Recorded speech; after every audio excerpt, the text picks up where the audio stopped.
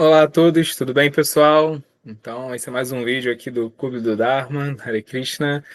Então, nesse vídeo a gente vai estar falando sobre um tema muito interessante, um tema que, na verdade, a gente já fez uma série de reflexão sobre ele, né, ao longo dos anos, e a ideia desse vídeo foi mais ou menos condensar essas reflexões que já estavam, assim, dispersas, né, em outros vídeos, em outras lives ao longo desses 5 anos de canal. E a ideia é discutir um pouco sobre a questão do Varnashram. Prabhupada pediu, né, para que os devotos de fato levassem adiante essa discussão e esse projeto de Varnashram. E aí a ideia aqui é poder falar um pouco sobre uma estratégia que eu acredito ser central para a concretização, assim, com qualidade, para a concretização substancial desse projeto de Varnashram, né? Já aproveito para fazer um disclaimer de que o que eu vou apresentar nesse vídeo é assim, a minha opinião, baseada na leitura das escrituras, baseado numa reflexão sobre o que Prabhupada falou, ensinou, sobre uma leitura da realidade, uma leitura social, mas que a minha opinião não necessariamente reflete a opinião de Prabhupada, não necessariamente reflete o texto literal das escrituras, mas é uma reflexão baseada em tudo isso, tá?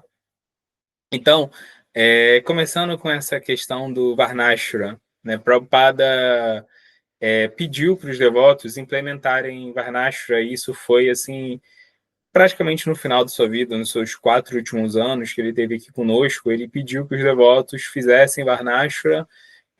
Ardentemente ele pediu isso, né, a ponto dele chegar a declarar numa ocasião que Varnashram era os 50% que faltavam da sua missão, né? Prabhupada tinha feito os 50% fundamentais, que era estabelecer os itens que são conhecidos como Panchanga, que é o cantar dos santos nomes, adoração à deidade, estudo do Srimad Bhagavatam, estabelecimento de locais sagrados, estabelecimento de sadhu sanga, mas que faltou 50% da sua missão, que era implementar Varnashram. Mas esse não é um tema que Prabhupada fala originalmente, na verdade, esse é um tema que é até deixado de escanteio dentro da teologia de Chaitanya, né? O próprio Chaitanya tem uma conversa com Ramananda Roy, que é considerado na nossa tradição a encarnação de Arjuna, né?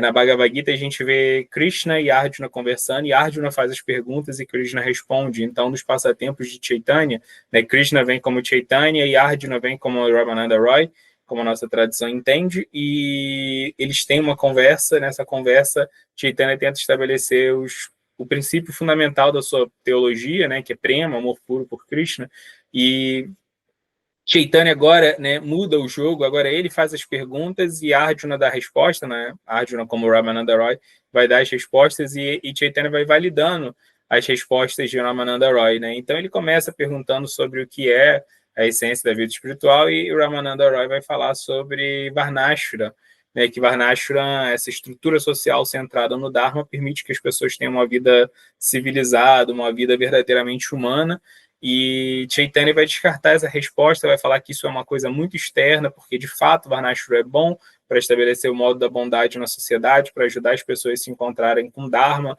para se sincronizarem com Rita, a ordem cósmica, né?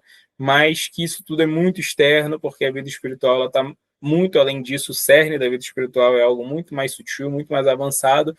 E aí Ramananda Roy vai dando uma série de perguntas que ele vai estabelecer que, na verdade, a verdadeira vida espiritual é Shuddha Bhakti, a devoção pura, que está além de Karma Mishra Bhakti, uma devoção misturada por interesses materiais, além de até mesmo Jnana Mishra Bhakti, uma devoção misturada pelo desejo de salvação, pelo desejo de transcendência. A verdadeira devoção está além de tudo isso, né? E essa Shuddha Bhakti, ela vai amadurecer, essa devoção pura, ela vai se tornar tão intensa a ponto dela poder entrar na atmosfera de Vrindavana e se tornar Vraja Rasa, esse humor íntimo por Krishna que pode alcançar plataformas, né, altitudes espirituais incríveis, né, e a manifestação máxima desse Vraja Rasa é Radha Bhava, o humor de Srimati Radharani, que é permeado pelo humor de separação, e basicamente essas são as respostas que o Ramananda Roy vai dar, e Chaitanya vai aceitar isso como uma verdade espiritual mais elevada, e esse é o cerne da filosofia, da teologia de Chaitanya, né? E o que acontece é que a tradição Gaudiya Vaishnava ela vai seguir Chaitanya nesse sentido de buscar essa mística, dessa estética amorosa, né? Dessa Vraja Rasa, em detrimento de coisas que são consideradas corolárias ou até mesmo secundárias, incluindo Varnashra. Então a gente vai ver que os acharyas Gaudiya Vaishnavas não se debruçaram sobre esse tema, não tiveram nele algo assim que fosse objeto de reflexão, mesmo de interesse deles, né? Mas Bhaktivinoda Thakura, já no século XIX, ele vai retomar a questão do Varnashra. Ele vai falar, olha, se a gente quer estabelecer um movimento global de Chaitanya, levar a teologia de Chaitanya para todas as vilas e aldeias, como profetizado, como tanto desejado pelos devotos, a gente tem que estabelecer uma estrutura social onde isso seja possível. Essa estrutura social é Varnashram. Bhaktivinoda ele passa essa ideia para o seu filho, Bhaktisiddhanta, que também vai refletir sobre ela e também vai passar isso para os seus discípulos, incluindo Srila Prabhupada. E Srila Prabhupada, quando chega no Ocidente, ele não vai falar muito sobre essa questão, mas ele vai falar sobre Varnashram, né, mas isso não vai ser um tema central da ISKCON, até ali por volta de 1973, 1974, 8, 9 anos depois que a ISKCON já estava estabelecido. E Prabhupada vai se deparar com o fato de que muitos devotos da ISKCON estavam tendo quedas na sua vida espiritual, né? Estavam experimentando dificuldades de seguir os princípios, de seguir um modo de vida que fosse condigno com devoção a Krishna. E aí o que acontece é que Prabhupada fala, puxa, a gente precisa estabelecer Varnashram, e Prabhupada vai ter conversas com os líderes do movimento, com o GBC, né, com os seus generais ali da linha de frente, para que eles estabelecessem Varnashram. E Prabhupada vai falar muito sobre isso, né? Que Varnashram vai falar, olha, Varnashram em si não vai permitir com que uma pessoa tenha amor por Krishna. Varnashram não é capaz de dar amor por Krishna, porque só existe uma coisa que pode dar amor por Krishna, que é o Vaishnava. Né? Um Vaishnava avançado ele pode doar amor por Krishna, e essas 5 práticas centrais de Bhakti são elas que vão tonificar esse amor por Krishna.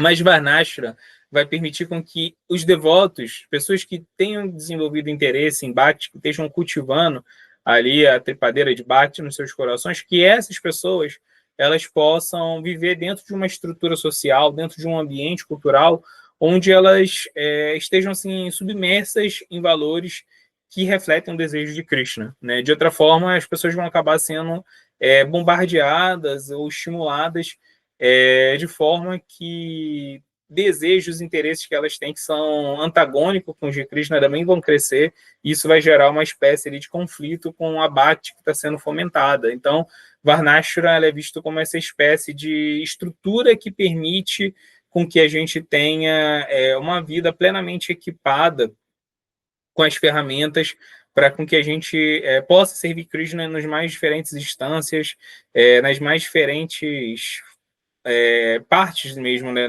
da nossa interação com a sociedade, da nossa vida prática. Então, Prabhupada ele vai pedir para os devotos estabelecerem esse Varnashram, tá? E aí eu quero fazer uma série de reflexões, então vamos deixar o tema de Varnashram um pouco agora de lado e vamos falar sobre uma série de outras questões que estão, assim, indiretamente ligadas a tudo isso, e no final eu vou voltar para o tema do Varnashram e vou apresentar o tema desse vídeo, né, que é a ideia de um modelo de educação cosmovisional, como que eu acho que isso pode ajudar o Vaishnavismo a ISKCON, né, especificamente a concretizar essa ideia de Varnashram que Prabhupada queria, porque muitas vezes, quando a gente pensa em Varnashram, a gente tem uma ideia que é extremamente estereotipada, de que Varnashram significa reproduzir o modo de vida feudalista, onde as histórias, as narrativas das escrituras são apresentadas. Né? Isso é o nosso referencial de Varnashram, é aquele que permeia a nossa imaginação, e quando a gente pensa em Varnashram, a gente tenta reproduzir um esquema que, sinceramente, não vai ser possível a gente recriar, né, no contexto cultural, social onde a gente vive, né, e a gente quer estabelecer Shudas, Vaishyas, Kshatriyas e Brahmanas, esses Varnas, segundo os moldes do que a gente viu representado, né, em termos estéticos, em termos simbólicos nas escrituras.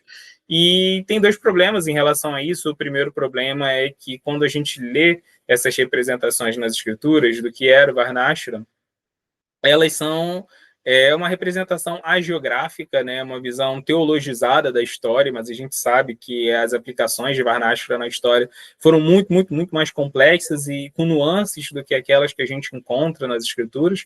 E segundo é que a gente vive num contexto cultural muito específico, né, e que chega a ser ingênuo, né, muito inocente a ideia de que a gente vai conseguir reproduzir esse modelo de Varnas de que a gente tem na nossa imaginação e que talvez, assim, mesmo que se a gente fosse capaz de fazer isso, é difícil tentar entender como isso poderia ajudar a gente, tá? Então, deixando essa provocação aí no ar, a gente vai retomar ela, mas eu quero falar um pouco agora sobre um fenômeno que aconteceu dentro do cristianismo, que é a filosofia reformada. Na verdade, é um fenômeno que transcende, inclusive, o cristianismo, né? Então, existe uma ideia chamada cosmovisão, né? O que é a ideia de cosmovisão?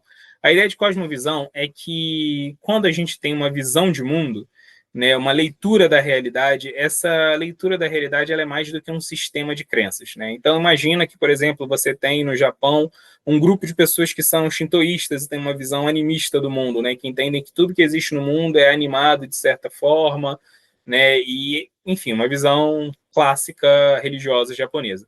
Essas pessoas elas não têm só um sistema de crenças, elas têm um sistema de vida, uma forma de estar no mundo, de atuar sobre o mundo, de adquirir conhecimento, de pôr esse conhecimento na prática, de expressar esse conhecimento e as emoções que estão atreladas a essa leitura da realidade em um determinado arranjo estético, artístico, eles têm uma forma de educar, né, outras pessoas, de transmitir seus valores, eles têm uma forma de organizar os seus empreendimentos econômicos, de gerir seus recursos, eles têm uma forma de organizar suas estruturas de liderança, suas estruturas sociais, que são fortemente, diretamente impactados pelo seu sistema de crenças, que vai ser, por exemplo, diferente de um outro grupo de pessoas que tem uma visão de mundo socialista, que tem uma leitura, uma expectativa da realidade que está ligada à ideia de emancipação econômica, né?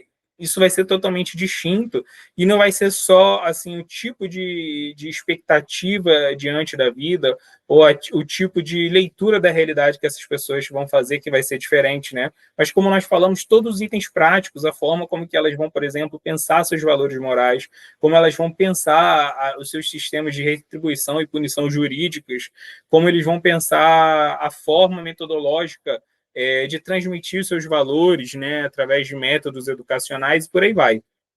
A isso se dá o nome de cosmovisão, né?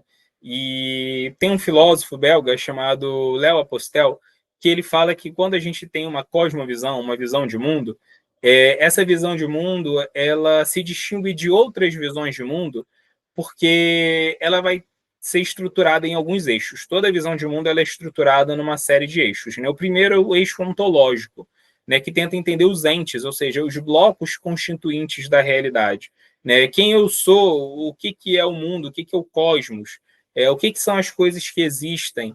Isso é ontologia, né? Tentar entender a essência, a natureza das coisas que existem. Então, cada visão de mundo vai ter uma ontologia diferente. E cada visão de mundo vai ter uma narrativa explicadora da realidade diferente, quem nós somos. E qual é a história de como nós viemos parar onde nós estamos e que define a nossa identidade, né? Então tem esse segundo eixo, né? Tem o eixo da ontologia, o que é a realidade, o que são os componentes, qual é a natureza dos componentes da realidade. Segundo, né? Qual é a nossa natureza enquanto seres humanos e por que nós somos distintos das outras criaturas, né? Dos outros componentes desse mundo, o que nos torna especiais, o que nos torna singulares. Aí existe o terceiro eixo, né, que é o eixo teleológico. O que a gente espera do futuro, né?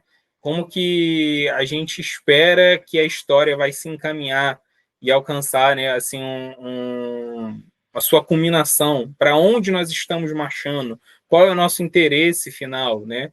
Existe também assim a praxis, né, a ética, que é outro eixo, que é sobre como nós vamos agir. Nós temos uma expectativa do futuro e o que nós vamos agir para alcançar essa expectativa, né? Existe também o eixo epistemológico.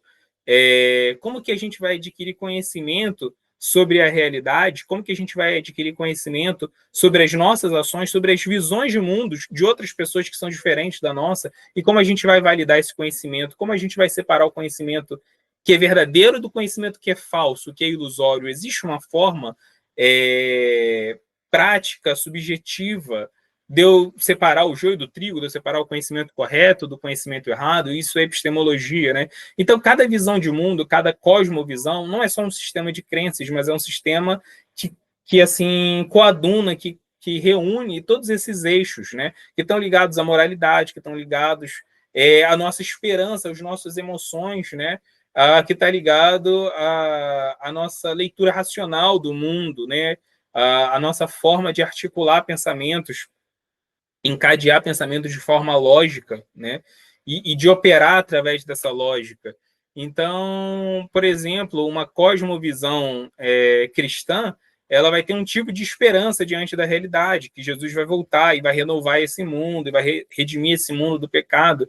Então, eles têm uma teleologia, né? Assim, eles têm uma visão de mundo esperançosa e pessimista em relação a tudo que pode ser feito nesse mundo, porque tudo que é feito nesse mundo já é maculado, já é tocado pelo pecado, mas é uma visão otimista em relação à volta de Jesus, né? Isso é muito diferente, por exemplo, de uma teleologia marxista, né? Um pensador influenciado pelo comunismo, ele já vai ter uma outra visão do que é o ser humano, ele vai ter uma outra antropologia, né? Diferente da antropologia cristã. Para ele, na verdade, o ser humano ele é fruto de um processo histórico de luta de classes, né? E qual que é a teleologia? Qual é a visão esperançosa dele no futuro? Que a humanidade vai superar a luta de classes porque ela vai superar o processo de alienação social dos meios de trabalho, né? E vai alcançar a sua emancipação político-econômica. Então, olha, o homem que é moldado por uma visão cristã da realidade, o homem que é moldado por uma visão shintoísta, o homem que é moldado por uma visão budista, o homem que é moldado por uma visão marxista da realidade, vão ser seres humanos totalmente diferentes. As esperanças deles vão ser diferentes, os valores morais vão ser diferentes. O processo educacional, o processo de reflexão sobre a realidade, o processo de reflexão sobre o conhecimento, né, os seus valores ético-normativos vão ser todos distintos, né? Então, essa é a ideia de cosmovisão, tá?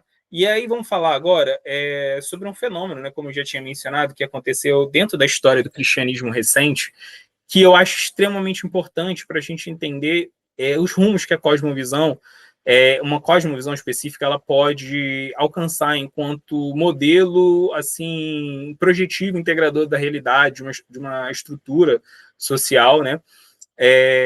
No século XIX, existiu um grande filósofo, teólogo cristão chamado Abraham Kuyper, né? Kuyper, ele é um teólogo cristão que ele nasceu, né, na Holanda, e ele fez faculdade de teologia bem jovem, fez seu doutorado, né? E ele foi trabalhar como pastor nessa época, pastor na Holanda, em vários países europeus, né? Era uma profissão pública, era um servidor público, né? Então você fazia uma prova, um concurso público, e você era contratado pelo Estado para ser pastor, e você ia servir onde te mandavam. E na faculdade, Abraham Kuyper, ele estudou numa universidade que era fortemente influenciada por uma visão uma visão liberalista da teologia cristã, né? O que é a visão liberal? A visão liberal foi uma visão que se desenvolveu fortemente ali no século XIX, da teologia cristã, de que toda a parte mitológica da tradição cristã, né, toda a crença em feitos sobrenaturais de Jesus ou acontecimentos miraculosos na Bíblia, toda essa parte mitológica, ela é irreal, né? Então, ela é puramente fictícia, né? Quando a gente fala de mito, não necessariamente o mito ele é algo que é fictício, né? Mas para a visão liberal, sim, o mito era visto dessa forma, o mito como algo fictício, mas que esses mitos eles transmitiam uma série de valores morais importantes. Então, a importância da Bíblia não estava no seu papel espiritual, na sua narrativa sobre como Deus se comunica com a humanidade, né, ao longo da história, mas sim através de uma série de valores morais que eram expressos através daquelas histórias ali, né? E Abraham Kuyper, ele compra essa ideia e depois ele é enviado para servir como pastor, depois que ele se forma, numa igrejinha assim pequena, dentro de uma vila do interior da Holanda, uma vila bem agrícola, né, bem pastoril. E quando ele chega nessa vila, as pessoas lá eram bem crentes, assim mesmo, né? Elas não tinham uma visão liberal, elas tinham uma visão bem ortodoxa da teologia cristã, acreditavam mesmo em milagres, acreditavam que Deus se comunicava com a humanidade, e que tinha profetas e tudo mais. E quando eles veem que Kuyper não era essa visão, Kuyper tinha uma visão muito secular, né? Mesmo muito materialista da fé cristã, eles vão orar para Kuyper, para a conversão de Kuyper, né? E é muito interessante que o Kuyper ele fica tomado por aquela devoção simples daquelas pessoas e ele abandona a visão liberal e ele compra a visão ortodoxa da teologia cristã, ele se torna um cristão muito fervoroso, ele já não acreditava mais que essas descrições de milagres e tudo mais eram só algo assim alegórico, não, ele passa a acreditar de verdade em tudo isso. E aí ele se torna um pastor muito forte, assim, e aí ele começa a refletir por que o cristianismo estava em decadência no mundo ocidental, e aí ele vai chegar a uma conclusão de que, na verdade, o grande problema é que o cristianismo ele estava existindo dentro de um contexto cultural que era um contexto cultural profundamente secularizado e que, na verdade, os cristãos eles estavam sendo influenciados, assim como ele mesmo tinha sido, por uma cosmovisão secular, ao mesmo tempo que eles tinham um sistema de crenças cristãs. Então, o que acontecia? Eles acreditavam na Bíblia, os cristãos acreditavam na fé cristã, mas, na verdade, essa fé cristã que eles acreditavam, ela vinha num pacote que não era um pacote cristão. Então, eles tinham uma visão materialista da economia, uma visão materialista da política, uma visão materialista da educação, das ciências, das artes. Eles eram bombardeados por diferentes visões seculares e, no meio disso tudo, eles tinham uma fé cristã. E o que acontece é que a forma deles se comportarem, a forma deles adquirirem conhecimento, a forma deles educarem, né, os seus filhos, os seus dependentes, os seus alunos, eram todos formas materialistas, apesar da sua fé cristã. Então, ele entende que o cristianismo já não era mais um cristianismo puro, completamente autêntico, mesmo para aqueles que tinham uma fé pura e autêntica, porque essa fé estava vindo dentro de um bojo de circunstâncias e de influências que sutilmente iam minando a cosmovisão cristã dos cristãos ao longo da sua vida prática, né? Então, o Abraham Kuyper ele vai falar sobre algo que ele vai chamar de as esferas da soberania de Deus. Ele vai falar que o mundo é formado por diferentes esferas, né? Tem a esfera das artes, a esfera das ciências, a esfera da política, a esfera da economia, e em todas essas esferas, Deus é o Senhor. Mas o que acontece é que o religioso do mundo moderno, ele, na verdade, vive uma espécie de alienação, onde ele só vê Deus na esfera da religião, na esfera da cultura, na esfera dos valores morais, na esfera da sexualidade, na esfera da jurisprudência, dos valores jurídicos. Ele não vê Deus, ele nem se preocupa em encontrar Deus. Deus está preso agora numa única esfera, que é a esfera da vida religiosa. E do portão da igreja para fora, do portão do templo para fora, esse mesmo fiel, esse mesmo religioso, ele vai tentar buscar outro tipo de forma de organização da realidade. Ele vai buscar refúgio numa cosmovisão materialista, secular, né? E Abraham Kuyper, depois disso, quando ele tem essa sacada, ele resolve influenciar o cristianismo de tal forma que o cristão volte para dentro da cultura e tente vivenciar a cultura com olhos cristãos, né? Então, Abraham Kuyper, ele vai fazer uma série de atividades assim, incrivelmente, né? Ele conseguiu conciliar isso tudo na sua vida. Kuyper, por exemplo, ele vai fundar um jornal, The Standard, né? E aí é um jornal muito importante na história da Holanda, e lá ele vai comentar sobre todas as notícias que estavam acontecendo no mundo, só que ele vai fazer uma análise assim comunicativa, sociológica, historiográfica da realidade a partir de fundamentos cristãos. Ele vai, por exemplo, fundar a Vrije Université, né, a Universidade Livre de Amsterdã, que existe até hoje, grande universidade, uma das maiores do mundo, e a ideia dele era que fosse uma universidade de excelência, que fizesse pesquisa de excelência, ensino de excelência, mas calcada em valores cristãos, né? E ele vai se tornar primeiro-ministro, né, da Holanda por 4 anos, se não me falha a memória, de 1901 a 1905, né? E aí ele vai tentar exercer o seu papel político de primeiro-ministro com uma visão cristã, genuinamente cristã da política, tá? Então, assim, a ideia dele era que ser um cristão não necessariamente significa, né, ser um cristão na política, ou um cristão na educação, na ciência, na comunicação, não necessariamente significa você ser panfletário, não necessariamente significa você ser dogmático, você ter um interesse institucional. Por exemplo, ele, como primeiro-ministro da Holanda, ele não vai querer, por exemplo, fazer a Holanda para os cristãos. Não era isso, não era esse tipo de discurso. Né? Pelo contrário, ele vai ver o seguinte: Deus fez as pessoas com livre-arbítrio para elas tomarem suas escolhas. Então, quando ele funda o seu partido, que ele chama de Partido Antirrevolucionário, a ideia dele é que fosse um partido que respeitasse a liberdade das pessoas, tal como Deus respeita, tanto que Deus proveu as pessoas com livre-arbítrio.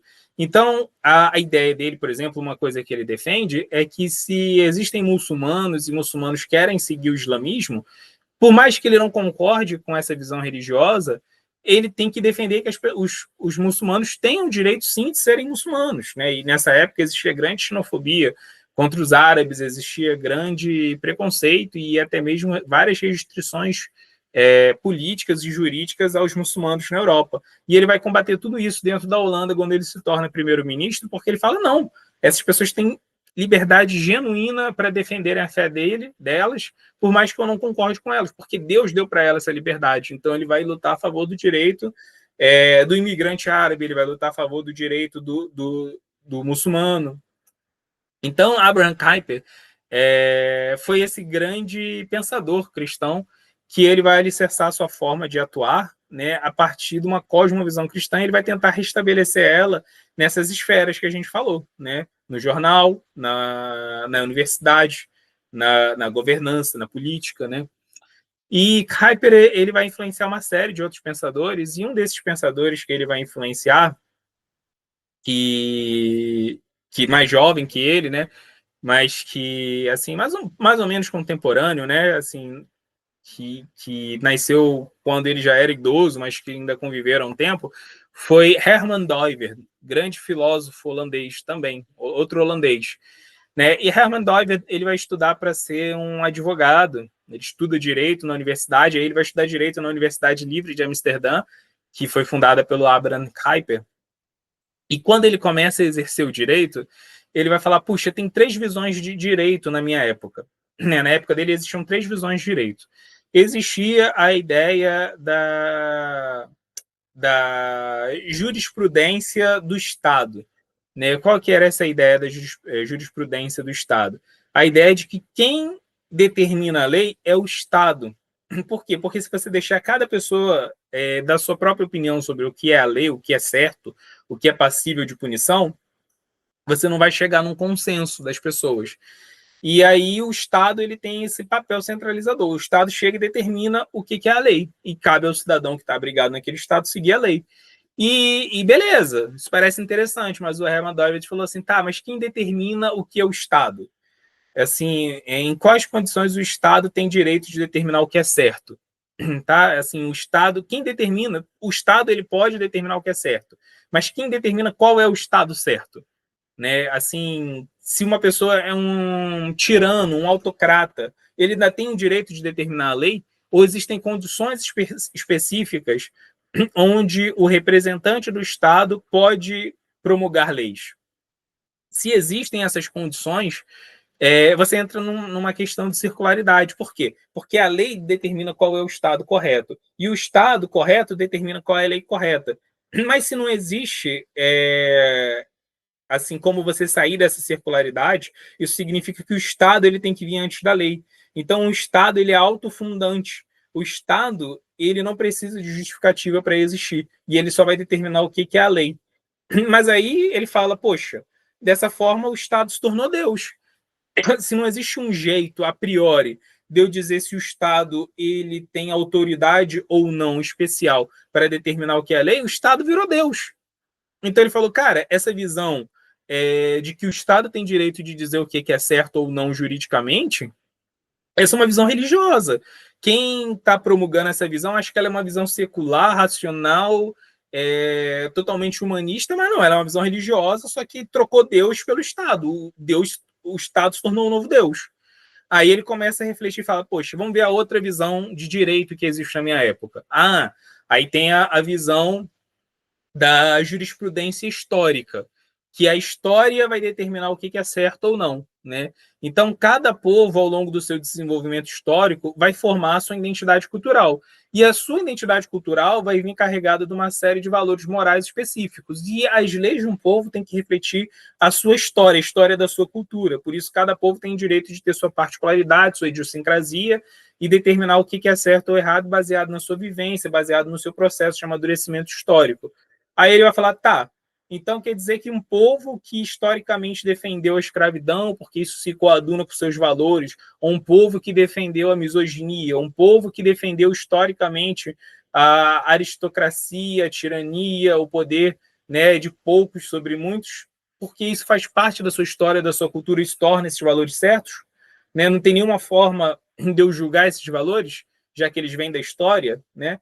Então ele falou assim, cara, isso é uma visão religiosa também.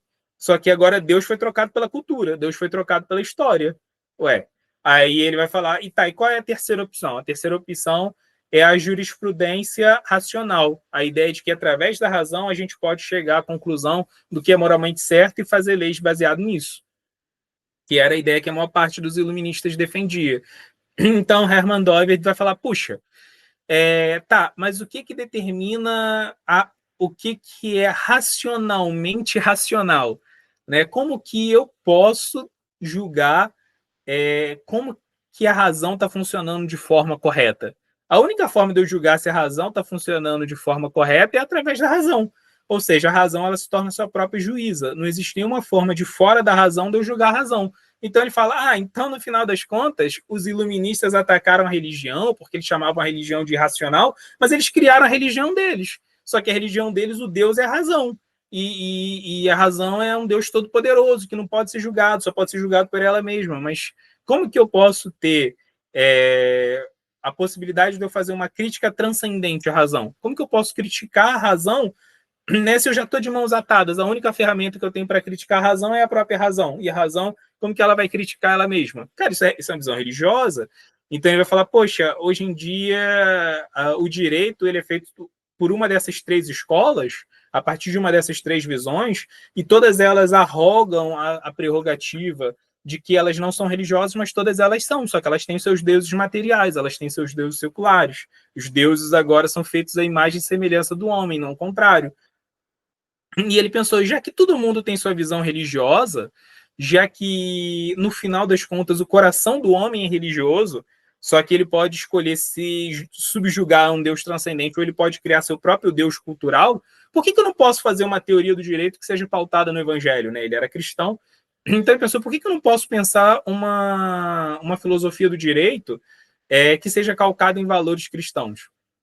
E aí ele vai além, ele pensa, por que eu não posso fazer uma filosofia que seja genuinamente cristã, que parta do Evangelho para alcançar maturidade filosófica, que seja construída racionalmente a partir dos pressupostos teóricos do Evangelho, né? Então ele vai fazer uma análise e aí ele se torna amigo de um outro filósofo muito poderoso da Universidade Livre de Amsterdã, que é Dick Vollenhoven. Dick Vollenhoven ele tinha feito na tese dele de doutorado, foi sobre filosofia da história, uma crítica histórica das cosmovisões. E ele mostra que todas as cosmovisões, no fundo, são religiosas, mesmo aquelas que partem do pressuposto de que são racionais, seculares, humanistas, estão livres, né, da superstição religiosa. No final das contas, todas elas são religiosas. Essa foi a tese dele de doutorado. E, assim, o Doivert concorda com Vollenhoven, os dois se tornam grandes amigos, né? Eu acho até que eles se tornam cunhados depois, e eles juntos vão fundar uma linha de pensamento que é conhecido como a filosofia reformada, também chamada de filosofia cosmonômica. na ideia de que você pode sim fazer uma filosofia que ela tenha pressupostos religiosos, e ainda assim ela seja totalmente honesta intelectualmente, ela seja totalmente rígida, se ela é capaz de fazer uma crítica sobre si mesma, se ela é aberta a críticas transcendentes, né? Ou seja, críticas que vêm de fora. E aí ele vai escrever um tratado filosófico muito importante, um dos mais importantes do século passado, que é uma nova crítica do pensamento ocidental, né? Assim que ele vai o crepúsculo do pensamento ocidental, né? Ele vai nessa obra dele, né? Essa nova crítica radical que ele vai fazer da filosofia, ele vai partir do pensamento de Descartes e Kant, de que é possível você ter uma filosofia totalmente racional, totalmente pautada na razão, e essa filosofia ela vai ser universalmente aceita, e ele vai desmontar essa ideia, ele vai mostrar que, na verdade, toda forma de raciocínio, toda abstração, ela é pautada primeiro numa experiência que a gente teve com a realidade, e essa experiência que a gente tem com a realidade, ela nunca é neutra, ela é sempre moldada pelos nossos afetos, ela é sempre moldada pelas nossas expectativas do mundo, ela é sempre moldada pelo quê? Pela nossa cosmovisão, por onde repousa a nossa esperança, por onde repousam nossas crenças. Né? E o que a gente pode fazer, o ser humano ele não pode escapar disso. Todo pensamento racional filosófico que a gente vai fazer vai ser escravo das nossas crenças, das nossas esperanças. Mas a gente pode pegar esse pensamento e lapidar ele até ele se tornar muito sólido, muito autoconsistente, muito lógico, né? E então ele vai criticar essa suposta autonomia da razão, que é o pensamento iluminista, de que a razão ela é autônoma, a razão ela por si só ela consegue se purificar sozinha, por si só ela consegue alcançar a excelência sozinha, e que a razão ela não precisa de nenhuma justificativa, porque a razão, de forma autoevidente, é a melhor forma do ser humano se guiar nesse mundo. Esse é o pensamento da autonomia da razão, que foi o pensamento-chave do iluminismo. E assim, o Doiverd, né, ele vai, não vou entrar nos detalhes aqui, mas ele vai demolir, né, assim, na sua crítica radical do pensamento filosófico, ele vai demolir, né, essa ideia da autonomia da razão.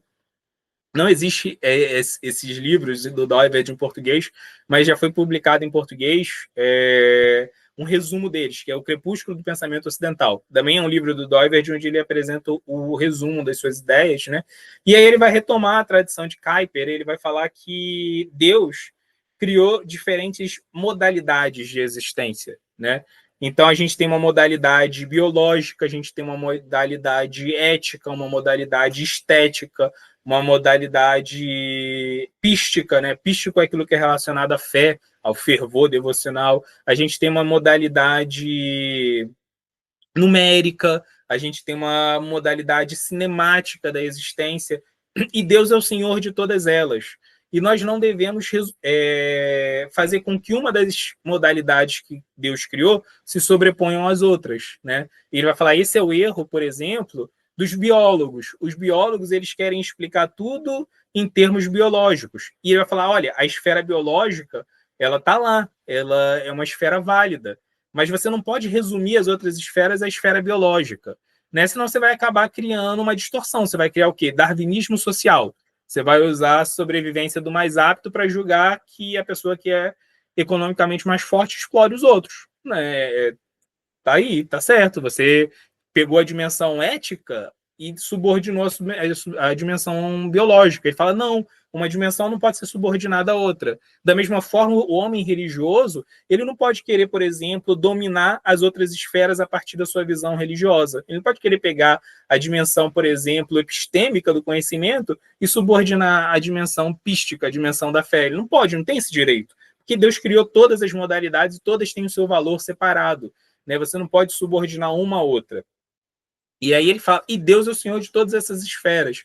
Então ele vai falar que cabe ao cristão fazer com que a igreja encontre Deus em todas essas esferas, ao invés de só encontrar Deus na esfera da religião e depois querer converter todas as outras esferas à esfera da religião. Né? Muito interessante. E aí ele vai estruturar a sua filosofia reformacional, a sua filosofia reformada, e vai começar a recrutar parceiros, né? para trabalharem junto com ele. Então, ele vai recrutar biólogos para poder tentar entender como que posso seguir o evangelho dentro da esfera biológica. Ele vai recrutar pensadores matemáticos, né, para pensar como que eu posso seguir Deus na esfera numérica da vida, na modalidade numérica da vida, e por aí vai. Enfim, um outro pensador que foi muito influenciado por Hermann Dooijer foi Hans Huckmacher, né, que foi um grande historiador da arte, né? Huckmacher, ele foi vítima do nazismo porque ele ajudou os judeus, então ele foi para o campo de concentração nazista, foi torturado lá e passou por maus bocados, mas ele saiu com vida. E dentro do campo de concentração, ele encontra, né, uma cópia da Bíblia, ele lê, ele se converte ao cristianismo, e quando ele sai do campo de concentração nazista, ele fala: eu estou muito convencido da fé cristã, mas eu ainda não entendo como que eu posso praticar isso na vida real. Para mim, parece que a vida real ela é separada da vida da fé. A vida da fé é uma abstração emocional, sentimental, eu oro, eu sinto a presença de Deus, mas na vida real, como que eu levo isso para a educação? Como que eu levo isso para minhas decisões políticas? Como que eu levo isso de forma concreta para dentro da arte? Né? Então ele parecia meio perdido nesse sentido, e aí ele encontra a obra de Dooijer, e ele fala: agora eu entendi.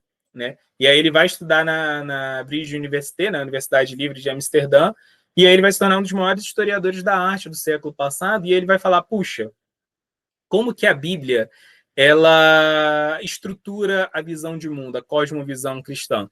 Através do trinômio. O que é o trinômio? A ideia de que Deus criou o mundo, mas o pecado corrompeu o mundo, mas Deus restaura, redime o mundo, salva o mundo. Né? Então ele vai falar: olha, toda obra de arte ela tem esses três aspectos. Ela parte de uma criação que é originalmente pura, mas ela tem efeitos da degradação, do pecado, mas ela também vai refletir a esperança de uma salvação. Então ele vai começar a pegar várias obras de arte, né, tanto artes plásticas, quanto filmes, ele adorava cinema, quanto obras clássicas da literatura, e vai tentar ver como que esses três apelos que ele vai falar que são universais, que vêm do coração do homem por causa do reflexo da realidade no coração do homem, né, e vai tentar observar todos esses aspectos do trinômio na arte. E ele vai mostrar o papel redentor da arte, porque a arte ela aponta para uma redenção que é operada por Deus. A arte, quando ela mostra o que é feio, ela está denunciando o pecado. Então ele fala: a arte ela tem a liberdade para ela ser repugnante também, ela tem a liberdade para ela ferir nossos sentimentos, para ela causar dor, para ela causar repulsa, porque ela está denunciando o pecado, e ao mesmo tempo ela tem que promover o valor estético da esperança que vem da salvação divina. E, ao mesmo tempo, Hans Huckmacher ele vai falar que o homem contemporâneo ele é um homem sem centro, porque o homem contemporâneo ele acha que ele é autônomo, ele não vive para servir a Deus. O homem contemporâneo ele vive para criar os seus próprios valores, criar a sua própria verdade. Então ele fala que a arte que deveria apontar para Deus, agora a arte aponta para si mesmo, porque essa arte é feita por um homem que aponta para si mesmo. E quando esse homem aponta para si mesmo, ele perde toda a sua beleza, ele perde, né, toda a sua base moral. E aí ele fala que a arte que aponta para si mesmo, a arte que não quer refletir sobre a transcendência, mas a arte que quer refletir sobre a própria arte, que é a arte contemporânea, ela é uma arte que não chega a lugar nenhum. Ela é uma arte autofundante, está preocupada só consigo mesmo, e porque se preocupa só consigo mesmo, ela não consegue criar nenhum sistema de valores, ela não consegue ter solidez, ela não consegue ser robusta, ela é vazia, ela é totalmente esvaziada de sentido. Né? E, portanto, ela também é esvaziada da sua capacidade de proporcionar edificação, sublimação, iluminação. Essa é a denúncia que ele faz à arte contemporânea. Não é uma denúncia moralista, é extremamente filosófica. A obra dele foi extremamente impactante, né? A obra dele impactou muito, por exemplo, um artista plástico contemporâneo que é o Makoto Fujimura, que também é um cristão, e ele é um artista plástico assim tremendamente potente, né? A obra dele assim extremamente apreciada, e ele parte de um conceito também japonês, né? Que é a ideia de kintsugi. Kintsugi é um estilo de arte japonesa que consiste em você pegar um objeto que foi fraturado, por exemplo, um vaso de porcelana que era usado para servir chá, aí ele se quebrou. Em vez de você criar um novo vaso de chá, você pega aquele ali que foi quebrado e restaura ele, né, com ouro. E o que acontece é que esse vaso que foi quebrado, você não tenta esconder as cicatrizes, o dano que ele sofreu, mas você tenta reparar ele. Então, a ideia de que Deus, quando ele conserta o mundo, ele não vai desfazer o mal que o pecado fez só apagando ele, mas consertando ele, mas que todas as experiências ruins que nós tivemos, elas vão continuar lá, só que agora elas vão ser pedagógicas, elas vão nos ensinar, as cicatrizes, nossas cicatrizes são sinal de toda a jornada de amadurecimento que a gente passou. Isso é uma ideia japonesa que ele fundiu com uma ideia cristã, e a obra dele reflete muito isso, né? Então ele faz várias obras que mostram o pecado destruindo o mundo e Deus consertando o mundo, né? Mas de uma forma muito bela. E a obra dele é cada vez mais apreciada, né? O Makoto Fujimura. Então ele é outro que é influenciado por essa ideia do Doiber, né? Enfim, eu falei isso tudo para mostrar como que é possível você pensar as artes, é possível você pensar a educação, a política, a economia a partir de uma cosmovisão específica, e como você pode fazer isso com honestidade intelectual, partindo de uma cosmovisão religiosa. Outra visão, né, outra manifestação disso, outro exemplo disso, que também vem do cristianismo, mas não do cristianismo protestante, do Doivert, do Kuyper, e sim do catolicismo, o distributismo, né, que é um modelo econômico. O Papa Leão XIII, né, agora a gente tem o Papa Leão XIV, mas no século XIX teve o Papa Leão XIII, que estava muito preocupado com os modelos econômicos vigentes da época, né, que tinha essa disputa teórica entre capitalismo, que estava sobrepujando o mundo, e a alternativa que apareceu, que era o comunismo, né? E assim o Papa Leão XIII ele vai olhar para os dois e vai entender que os dois são problemáticos, porque o comunismo ele tem que se estruturar na força do Estado, né? E aí ele vai falar, poxa, o comunismo ele só é possível através da supressão dos direitos e da liberdade individual do ser humano, que são sagrados, porque são dados por Deus. Por outro lado, o capitalismo ele só prospera reduzindo o homem a um objeto. O capitalismo ele necessariamente leva a uma objetificação do ser humano e uma objetificação de toda a criação de Deus, né? Uma objetificação e uma transformação da natureza em meros recursos para serem consumidos, né? Então, ele vai pedir para que a igreja proponha uma terceira via, né? Uma forma de modelagem econômica que seja sólida, que não seja ingênua, que entenda os mecanismos de produção, de consumo, de distribuição de recursos, né? Que seja muito bem modelada, muito eficiente, mas ao mesmo tempo que ela seja fundada em valores cristãos, porque ele falou tinha muitos cristãos defendendo o capitalismo e tinha muitos cristãos defendendo o comunismo, né? Tanto que vai ter modelos de comunismo cristão e tudo mais, mas ele vai falar, cara, nenhum desses dois de fato reflete o evangelho. Então ele vai pedir para que os intelectuais cristãos pensem uma filosofia que a raiz dela já seja o evangelho, ao invés de tentar pegar uma das filosofias econômicas do mundo que já existiam e passar um verniz cristão em cima delas. Por quê? Ele vai falar porque essas visões de mundo, porque esses modelos, né, econômicos, eles já vêm de uma visão de mundo que não é a nossa. Então, por mais que a gente tente cristianizar eles, no fundo, eles não são cristãos. A gente está tentando transformar em cristão, converter uma coisa que não é cristão. Então, a gente tem que criar o nosso próprio modelo econômico que seja cristão, né? E aí ele vai pedir isso, né? Ele vai pedir, vamos tentar formular uma doutrina social da igreja. Ele vai escrever um texto, né, uma encíclica papal que se torna muito famoso, chamado Rerum Novarum, e que a ideia é de você ter um modelo econômico que seja católico, né?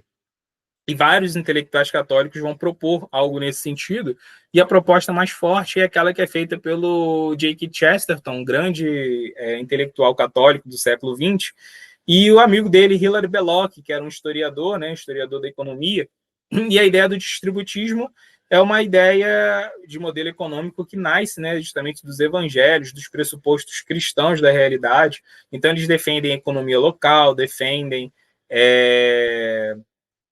diferentes estruturas de compartilhamento baseado em dádiva, né, economia de dádivas, e vão propor, né, a vários modelos congregacionais de desenvolvimento econômico, né, de alavancamento das economias públicas e privadas, né, vão defender esse tipo de modelo. É bem interessante, né? Não vou entrar aqui nos detalhes técnicos, mesmo porque eu não sou especialista nisso, mas teve depois um padre, Diego Arisman de Arrieta, que ele é mandado para o País Baixo, né? E lá ele funda a Mondragon, né? A Mondragon, ele vai para a cidade de Mondragon, né? E lá ele funda essa espécie de implementação prática, né? Dessa filosofia econômica, né? Do distributismo. Ela é tipo uma ideia de cooperativa centrada no distributivismo, né? No distributivismo. Então, o que ele vai fazer? Ele vai reorganizar toda a vida política e econômica da cidade para seguir esse modelo distributista, né? E Mondragão começa como uma pequena cooperativa de produção de parafina, mas depois ela cresce. Hoje em dia ela é um grupo multinacional e ela tem o próprio banco dela, ela tem a própria universidade dela, e todos eles são estruturados nesse modelo, né? Tem seus problemas, obviamente, mas é muito mais resistente, é muito mais solidário, é muito mais igualitário do que os modelos capitalistas e comunistas concorrentes, né? Enfim, hoje em dia existe, por exemplo, inclusive nos Estados Unidos, o Calvin College, que é uma... Hoje o Calvin College, inclusive, mudou de nome, né? Se tornou Calvin University. A ideia dele é ser uma universidade para estudar como você pode fazer de forma autêntica, de forma séria, a implementação de uma cosmovisão cristã na realidade, como que isso pode ajudar o mundo, né? E aí existem outras universidades que têm propostas parecidas, né? Por exemplo, tem a Brigham Young University, que é uma universidade mormon, né? Que também tem essa ideia de como fazer uma cosmovisão, uma cosmovisão mormon, né? O Brigham Young, ele foi o segundo líder no movimento mormon, né? Ele foi o primeiro governador do estado de Utah, nos Estados Unidos. Então, eles têm essa universidade em homenagem a ele, né? Que ele também pediu para que os mormons estudassem, criassem uma universidade, e nessa universidade eles aprendessem a viver de acordo com os valores deles mormons, mas ao mesmo tempo de uma forma que fosse benéfica para o mundo e que levasse a luz de Deus para o mundo, né? A luz da tradição deles para o mundo, tanto nas artes, quanto na economia, quanto na política, quanto na educação, quanto no serviço social. Enfim, tem outros modelos desse, né? E aí o meu ponto era esse, de que a gente pode pensar Varnashram como, como essa ideia de cosmovisão. A gente pode sair do Varnashram como uma mera reprodução de um modelo feudalista que a gente encontra nas escrituras, porque era onde o Varnashram era, o contexto, né, onde o Varnashram era implementado nas escrituras, e a gente pode tentar entender como que eu posso ter uma cosmovisão Vaishnava, como que eu posso ter uma visão Vaishnava da educação, da política, da economia, a partir dos nossos conceitos, a partir do nosso Siddhanta, né? Como a gente entende a educação? Hoje em dia existe um problema fundamental, né, da antropologia educacional. Para que eu educo? Eu educo para que a pessoa desperte sua vocação? Eu educo para que a pessoa ela cumpra um papel performático, econômico dentro da sociedade? Eu educo para que a pessoa ela ganhe autonomia política? Existem todas essas propostas de educação, né? Eu educo para que a pessoa se torne um ente mais autônomo, mais livre. Então, qual é o valor que a gente está querendo gerar com a educação? É performance econômica? É o despertar de uma vocação? É emancipação política? É a transmissão de uma ideologia? É com essas cosmovisões que a gente compactua na nossa visão do que é educação? Né? Será que são todas elas? Será que tem algum valor a mais que a gente quer transmitir? Né? Então, como que é a educação Vaishnava? Será que a educação Vaishnava é só criar uma escola usando a mesma metodologia educacional que foi criado por pessoas que tinham uma cosmovisão diferente e passar um verniz Hare Krishna em cima delas? Será que isso é uma educação Vaishnava? Não, isso é a mesma coisa que o Papa Leão XIII reclamou lá da economia, dos cristãos capitalistas e dos cristãos socialistas. Eles estavam pegando um valor que era estranho para o cristianismo e passando um verniz cristão. Então, quando a gente pensa isso, será que a gente não está fazendo a mesma coisa? Ou então, também, a gente vê devotos, né, que no seu posicionamento político, às vezes, são de direita, outros que são de esquerda, e ficam se debatendo entre si na internet. Mas será que algum desses, de fato, está representando, através das suas escolhas políticas, um valor que é genuinamente Vaishnava? Parece que não. Né? Como que é uma visão política que nasce do Vaishnavismo, que nasce de uma antropologia Vaishnava, de uma cosmovisão Vaishnava? Né? Lembra a ideia de cosmovisão? Né? Cosmovisão, ela tem primeiro que surgir de uma ontologia, né? Como a gente entende os componentes da realidade. Então, um marxista vai entender os componentes da realidade de um jeito, um cristão vai entender de outro, né? Um conservador ocidental secular vai entender de outro, um budista vai entender de outro, um Vaishnava vai entender o quê? Quais são os componentes da realidade? É Prakriti, é Purusha, é a Diva, essa que é a nossa ontologia, né? E a nossa antropologia, o que nós somos? A nossa antropologia é a Tintia Beda Beda. Nós somos partes e parcelas de Deus, somos dotados da mesma qualidade que Deus, mas somos infinitamente inferiores a Ele. Mas, ao mesmo tempo, a gente também é dotado de Satitananda, e tudo aquilo que nos harmoniza com Deus tem que refletir, tem que promulgar esses princípios de Satitananda, que é a nossa verdadeira identidade, e, ao mesmo tempo, tem que purificar a nossa identidade do arrânkara, do falso ego. Essa é a nossa antropologia, essa é a nossa explicação. E a nosso telos, a nossa teleologia? O que a gente está esperando? A gente está esperando uma redenção de Deus na história? A gente está esperando uma redenção econômica? Ou a gente está esperando o surgimento de raça, o surgimento de prema?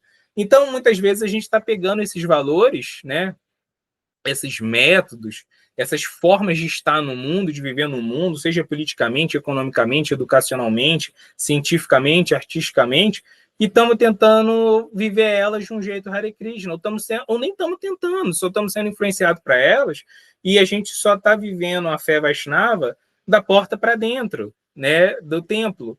Então, entendo que Varnashra é isso, como a gente pode repensar esses valores, né? E será que isso é bom para o mundo? Será que isso não é só um capricho nosso? Será que isso é bom para o mundo? Há de se pensar, né? É extremamente importante a gente pensar se tem valor esse projeto. O que a gente pode constatar é que o mundo, apesar de uma série de avanços, ele enfrenta também uma série de problemas, né? E problemas que parecem insolúveis, que pelo menos não existe uma proposta completa de solução em relação a eles, né? O problema ambiental, a gente vive agora com a possibilidade real de extinção humana em poucos séculos, por causa das alterações climáticas, do rápido processo de degradação ambiental, né? É a primeira vez na história da humanidade que a gente se depara, né, com indicadores tão assustadores, tão alarmantes de possibilidade real de extinção da humanidade, né? Como que a gente faz para criar um modelo econômico que seja compatível, que seja sustentável com o tipo de vida que a gente precisaria ter para reverter isso? Na real, não conseguimos saber, né? Não conseguimos implementar ainda uma economia viável. A gente vive de fazer paliativos, né? E a crise tecnológica? Pela primeira vez, a gente criou uma tecnologia baseada em sistemas complexos que ameaça fazer uma crise ludista, ou seja, uma crise de desemprego irreversível. Pela primeira vez, com a inteligência artificial, a gente cria uma tecnologia que permite com que a gente supere várias das nossas deficiências, das nossas delimitações humanas, mas que, ao mesmo tempo, a gente acaba com a fronteira entre o que é verdade e o que é mentira, né? Com as deepfakes, a gente está criando cada vez artefatos sintéticos mais realistas a ponto da própria democracia entrar em xeque, né, a própria forma da gente julgar o que epistemologicamente é razoável ou não, né? Então, a gente passa por todas essas crises no mundo contemporâneo. E como não temos uma resposta para ela, é muito válido a gente explorar outras cosmovisões, né? Então, a gente tem que mostrar que a cosmovisão Vaishnava, e a gente tem que validar que a cosmovisão Vaishnava pode trazer respostas agregadoras nesse sentido, né? E, para isso, eu entendo que um modelo educacional cosmovisional, um modelo de educação, uma universidade focada em estudar a cosmovisão Vaishnava de forma muito séria e aplicar essa cosmovisão nas artes, na ciência, na cultura, na política, é o melhor projeto que a gente pode fazer para fazer o Varnashram que Prabhupada queria.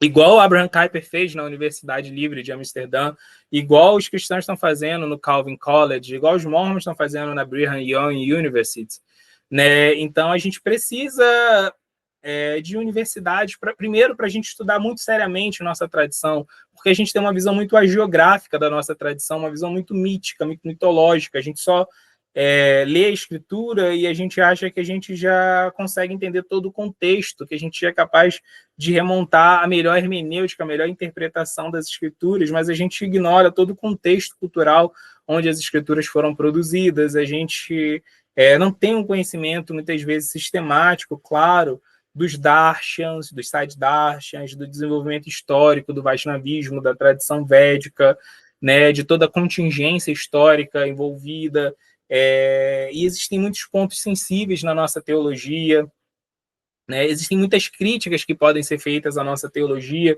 e que a gente, sinceramente, não sabe defender essas críticas honestamente. A única coisa que a gente sabe fazer é varrer para debaixo do tapete essas críticas, afirmando que os Vedas afirmaram isso e está tudo certo, eu acredito nos Vedas, sem oferecer uma resposta real, intelectual, sólida, substancial para essas críticas. A gente só sabe falar, mas Prabhupada disse, e a gente não se preocupa em dar uma resposta real. E isso não faz parte da nossa tradição Vaishnava. Os nossos acharyas sempre foram muito sérios em criar estruturas de debate, de reflexão intelectual para poder defender nossa teologia, para até repensar nossa teologia, se necessário, né? Então, como que a nossa teologia ela se mantém sólida, né, diante de todas as evidências científicas que põem interrogações na gente em relação às nossas crenças, a todo o desenvolvimento da filosofia da linguagem, que mostra que mesmo a sucessão discipular talvez não seja suficiente para garantir que uma interpretação correta das escrituras se perpetue, né? Se a gente analisa todos os avanços de filosofia da linguagem trazidos por Wittgenstein e outros filósofos da linguagem contemporâneos. Então, como que a gente faz para defender nossa tradição em relação a tudo isso? Antes de pensar em cosmovisão, como que a gente faz para fazer em relação a isso?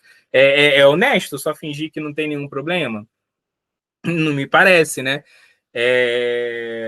Por exemplo, C.S. Lewis, né, o escritor das Crônicas de Nárnia, grande intelectual cristão do século passado, ele cria um argumento mostrando que milagres eles são necessários para que o mundo exista.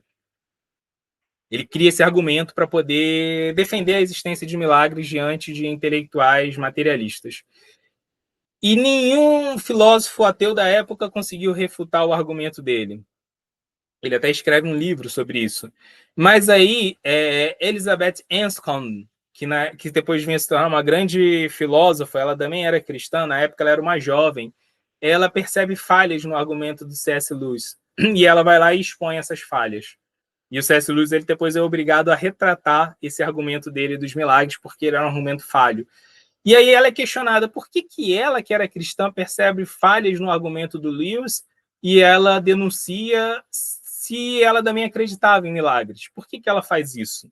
Né? E se nem os filósofos ateístas, materialistas estavam conseguindo refutar. E ela basicamente vai argumentar que ela fez isso porque ela acreditava num Deus verdadeiro. E um Deus verdadeiro, ele não merece ser adorado com argumentos falsos, né? Então, argumentos falsos, argumentos falaciosos, são argumentos de Kali, porque Kali é o espírito da mentira, da falsidade, da hipocrisia. Então, a gente, às vezes, se mantém preso a argumentos que não fazem mais sentido. A gente repetiu o argumento, por exemplo, de Prabhupada, de que todas as células do nosso corpo mudam a cada 7 anos e a gente permanece sendo a mesma pessoa. É uma prova, por exemplo, de que nós somos a alma, porque o corpo inteiro mudou e a gente se sente a mesma pessoa. É um argumento que não faz o menor sentido no mundo contemporâneo, porque com o conhecimento neurocientífico que a gente teve nas últimas 3 décadas, e que Prabhupada não teve acesso, porque foi depois que ele partiu, a gente sabe que esse argumento não faz o menor sentido, porque as sinapses elas vão se preservar, né? E é nas sinapses neuronais que vai estar a nossa identidade. Então, assim, não existe esse argumento. Por que a gente vai continuar repetindo ele se ele é um argumento que não faz mais sentido? E o que mais que a gente repete em termos de argumento não faz mais sentido? Então, a gente precisa de uma universidade Vaishnava, primeiro, para a gente ter uma visão cada vez mais pura, mais sólida, mais, né, assim, bem amarrada da nossa teologia, honesta intelectualmente, um espaço intelectual seguro para a gente fazer a nossa autocrítica, criticar não só o nosso ethos, a nossa forma de se organizar socialmente enquanto sociedade de devotos, mas para questionar a nossa própria teologia, não só intelectualmente, mas congregacionalmente, em sadhu-sanga, com muita oração, mas também com muita honestidade intelectual, né? E a partir disso, para a gente formar uma comunidade epistêmica para pensar essa cosmovisão Vaishnava, né?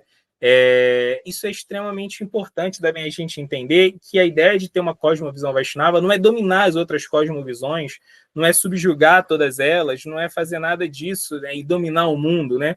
Salvar o mundo não significa dominar o mundo, né? Que a gente quer botar Krishna acima de todos e a ISKCON acima de todos e acabar com outras visões de mundo, nada disso. Né? Tem um sociólogo cristão chamado James Davidson Hunter, que esse James Davidson Hunter ele é um maior pensador da crise cultural que tem nos Estados Unidos por causa das guerras culturais, né, entre esquerda e direita desde a década de 80, final da década de 80. E aí ele vai falar que os cristãos tomaram um passo muito errado nos Estados Unidos, que foi se posicionar nessa guerra cultural de uma forma materialista, né, de tentar dominar a educação, de tentar dominar a cultura e impor valores cristãos na política, através, né, de soberania política.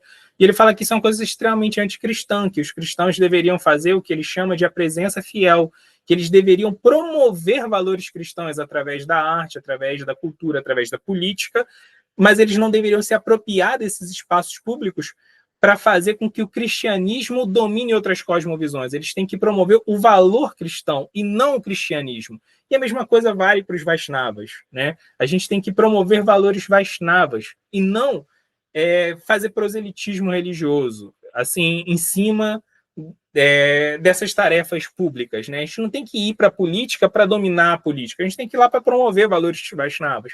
A gente não tem que fazer uma escola Vaishnava para fazer lavagem cerebral, né? Que foi o que muita Gurukula fez. Não, a gente tem que promover valores Vaishnavas em diálogo com a sociedade, aprendendo com a sociedade e também ensinando com ela, mas mantendo uma cosmovisão muito clara, muito distinta, mas ao mesmo tempo em diálogo com as outras cosmovisões e trabalhando para o bem comum. Mesmo porque a nossa cosmovisão tem como conceito fundamental Paramatma, que Deus está presente no coração de todo mundo, guiando todo mundo, ajudando todo mundo, e, obviamente, existem coisas valiosas em outras cosmovisões que a gente também deveria aprender, porque foi Paramatma que inspirou. Tá? E para fechar, eu queria falar uma coisa muito interessante. Teve um filósofo que faleceu recentemente, chamado Alasdair MacIntyre. Ele foi um filósofo da moralidade, né?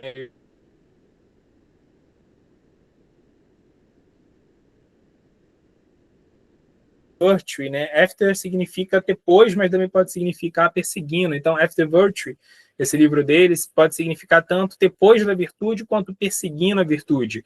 Que ele fala que o mundo contemporâneo, o mundo pós-moderno, é um mundo depois da virtude, porque é um mundo onde teve o colapso de sentido. No mundo contemporâneo, a ideia de sentido ela foi fraturada, porque o mundo contemporâneo ele nega que as instituições tenham o poder de dar o sentido da vida, de outorgar o sentido da vida para as pessoas, mas também nega que a razão tem esse papel. né? No mundo medieval, as pessoas acreditavam nas instituições, as instituições políticas e religiosas, principalmente.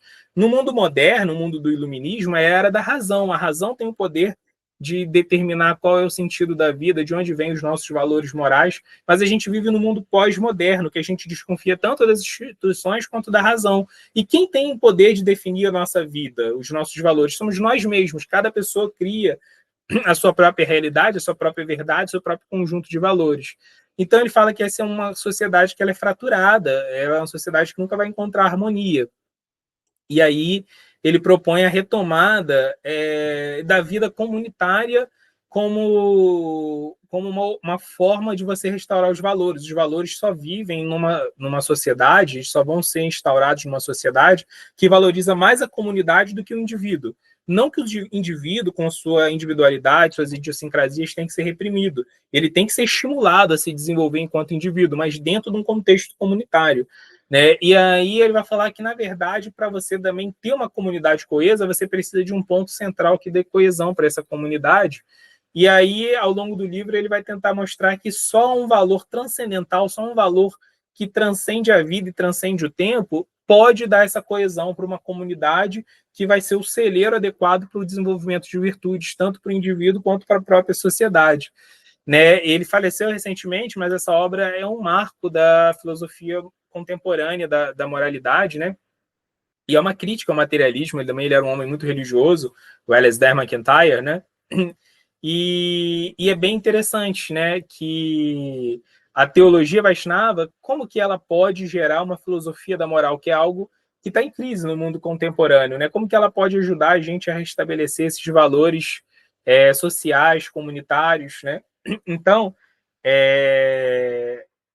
refletindo sobre esse livro, né, o After Virtue, do Alasdair MacIntyre, teve um pensador contemporâneo chamado Rob Dreher, né? Ele vai escrever um livro que ele chama de A Opção Beneditina, que ele fala, basicamente, nesse livro, de uma forma muito pessimista, de que o mundo o mundo está em colapso ambiental, colapso moral, colapso econômico, colapso tecnológico, e que tudo isso está levando a uma decadência das estruturas sociais. Ele dá uma série de justificativas para isso, algumas delas bem realistas, outras muito alarmistas, muito exageradas, mas no final das contas ele chega à conclusão de que não adianta tentar salvar o mundo, que a melhor coisa a fazer é você criar um lugar, uma comunidade que seja segura, que seja pautada numa cosmovisão saudável e deixar o mundo arruinar, o mundo ir à falência.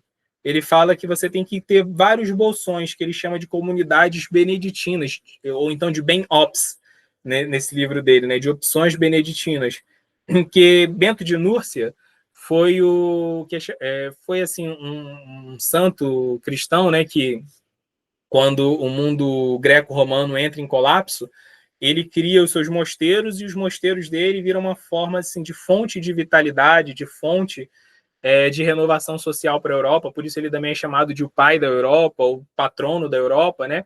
E ele vai falar que o mundo vai entrar em colapso do mesmo jeito que o mundo greco-romano entrou em colapso no passado, e a gente precisa de réplicas desses mosteiros de São Bento, desses ben-ops, para poder, esses bolsões de comunidades centradas em cosmovisões saudáveis, para restaurar a sanidade do mundo, para restaurar a saúde do mundo quando tudo vier à decadência, né?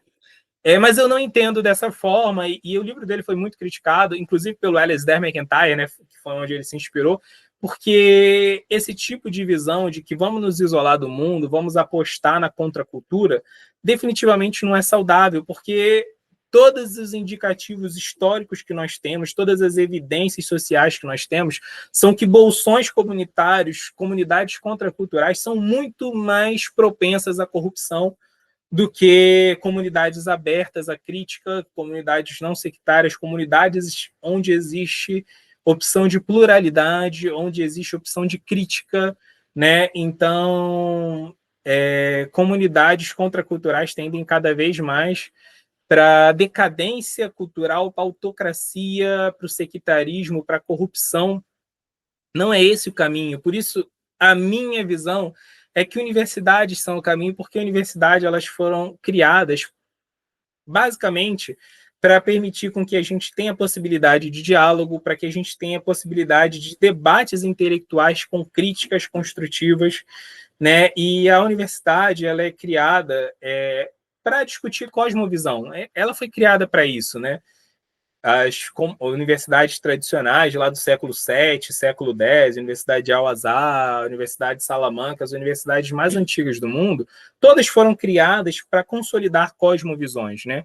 Depois veio o modelo racionalista de universidade, ali no século XVII. No século XIX, a gente vai ter o modelo Humboldtiano de universidade, né? Que eu acho que é o melhor modelo de universidade, foi criado pelo von Humboldt, né? Wilhelm von Humboldt, que era grande amigo de Goethe, de Schiller, né? Ele era um servidor público prussiano, que ele cria essa ideia de uma universidade como um local de ensino, onde pessoas experientes ensinam seus conhecimentos das mais diversas áreas para as pessoas mais novas, mas também um lugar de debate intelectual, de pesquisa, de crítica, de ponta. Então, lembra que eu falei que nós temos que debater e criticar fortemente nossa teologia? A universidade é o lugar certo para isso, para fazer isso sem paixões, né? O debate intelectual correto não é aquele onde você quer destruir o outro e estabelecer sua visão. O debate intelectual correto é aquele onde você quer deixar a verdade brilhar. E o debate ele tem que acontecer, e se você tiver um erro, você não tem que defender a sua visão, você tem que, na verdade, defender a verdade, né? E ele é esse ambiente propício para essa dialética do conhecimento que permite a verdade prosperar. Então, a universidade não é um lugar só de ensino, mas ela é um lugar de redescoberta, ela é um lugar de pesquisa. Porque não adianta a gente ficar ensinando sempre a mesma coisa sem se criticar aquilo que se ensina, né? Então, a universidade ela é um lugar de transmissão, de tradição, mas ela também é um lugar de renovação, graças à pesquisa. E ela é um lugar não só intelectual, segundo o modelo Humboldtiano, mas ela é também um lugar de implantação do conhecimento e transformação da realidade através da extensão. O que é extensão?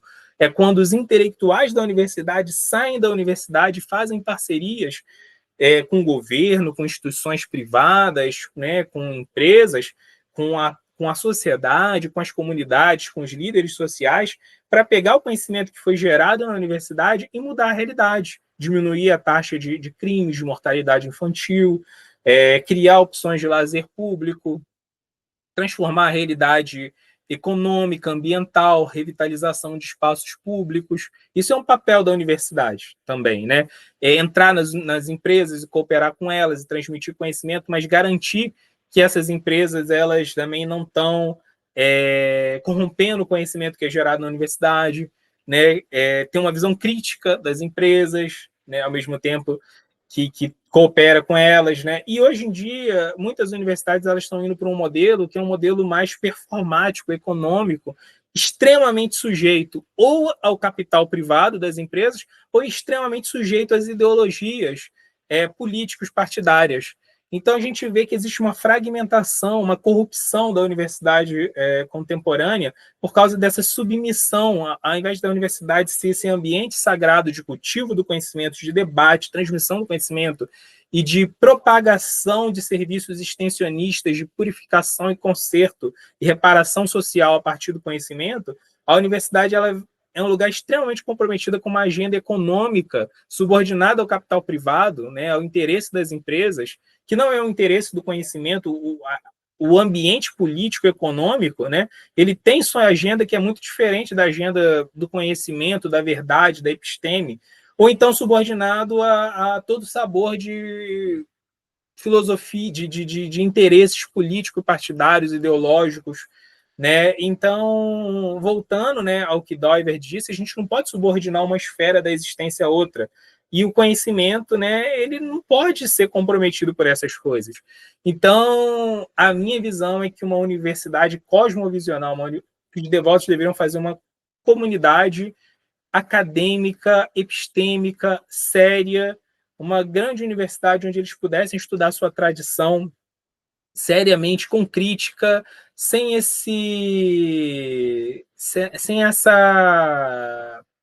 prepotência que nós temos, né, de já dar por dado que a nossa teologia é o conhecimento mais perfeito, sem essa arrogância, né, sem essa autocomplacência que a gente tem, né, que não vai levar a gente a muito não vai levar a gente a lugar nenhum, isso não é honrar a Krishna, né? Ramachandra, quando ele salva a Sita Devi, ele, depois, quando exigem que Sita seja subordinada ao teste do fogo, ele subordina Sita ao teste de Agni, por quê? Porque ele sabia que Sita era a verdadeira Sita, ela ia resistir ao teste do fogo. Então, se a nossa teologia é verdadeira, a gente não precisa ter medo de subordinar ela ao teste da razão, né? Igual Elizabeth Yancey, como falou, Deus verdadeiro ele não pode ser adorado por argumentos falsos, argumentos de calha, argumentos falaciosos. Mas mais do que isso, mais do que ser um ambiente intelectual, a Universidade Vaishnava ela tem que ser um ambiente cultural, onde a gente vive os valores do Vaishnavismo, onde a gente aprende a levar eles para a arte, né? Onde a gente produz arte sublime, igual o Bach produziu inspirado no Evangelho, né? A obra que toca o nosso coração, que edifica, que é sublime, igual J.R.R. Tolkien escreveu Seu Senhor dos Anéis, obra aí que influencia gerações, né? Baseado nos valores, né, da sua fé cristã. A gente tem que fazer obras de arte maravilhosas, que não sejam panfletárias, que não sejam para vender a nossa teologia como a melhor de todas, mas que seja para mudar o coração das pessoas, né? E a gente tem que produzir modelos jurídicos que vão produzir uma justiça mais correta, né, mais igualitária, modelos econômicos que vão gerar capital, que vão gerar vidas, que vão gerar melhoria na vida das pessoas, que vão gerar mais recursos, mais facilidades, mas sem impactar no meio ambiente ou minimizando o impacto ambiental. A gente tem que propor soluções ambientais diante das crises climáticas. A gente tem que pensar a tecnologia com a filosofia Vaishnava da tecnologia, que vá de encontro, que converja a esses mudanças de paradigmas causadas pelo avanço da IA, da robótica. A gente tem que ser capaz de fazer essas coisas. Isso é o Varnashram de verdade, né?